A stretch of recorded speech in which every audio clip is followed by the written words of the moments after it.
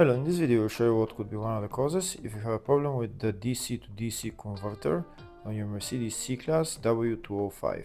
One of the causes could be a blown fuse, so here in the video we'll show you the location of the fuse for the DC to DC converter. Before I show you the location of the fuses, first I'll show you how to test the fuses, if they're good or bad.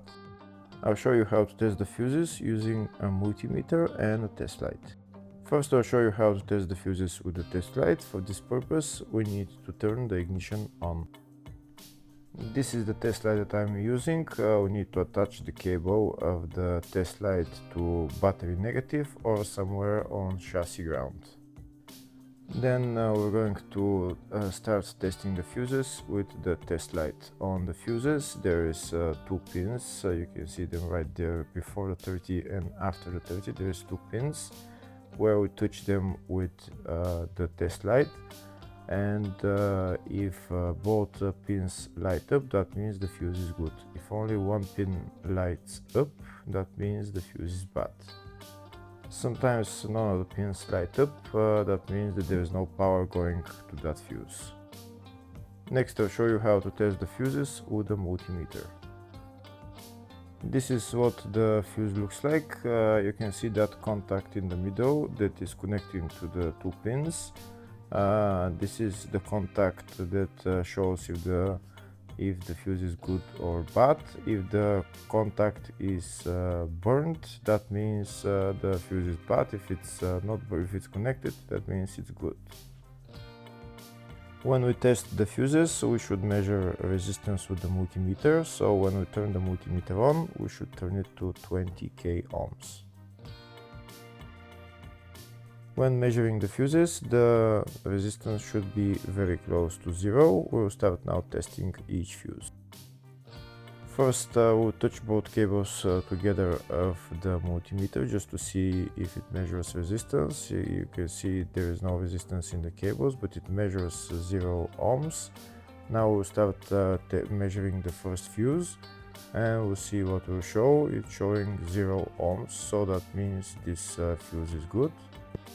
Next, to test the second fuse, it's showing 0 ohms, so that means that fuse is good. Now we'll test the third fuse.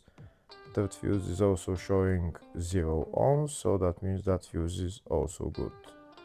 Next, to test the fourth fuse, and it doesn't show 0 ohms, it says 0L, which means open circuit. That means that fuse should be bad.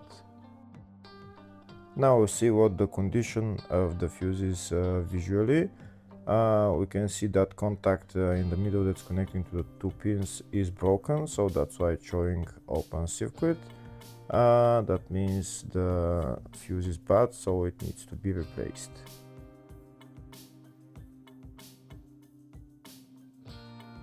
Next, I'll show you the location of all the main fuse boxes on this Mercedes W205 C-Class. There is one fuse box in the engine compartment. It's underneath this plastic trim. You need to lift up this plastic trim. Those plastic bolts, you need to turn them and then lift up the plastic trim. And then you see the fuse box underneath. This is the fuse box right there. The fuse box is held by two bolts right there.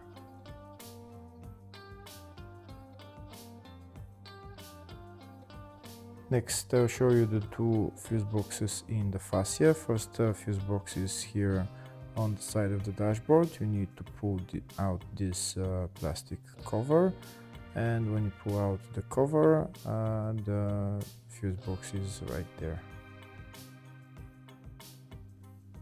The next fuse box is on the passenger side of the fascia, just underneath the glove box on the right hand side.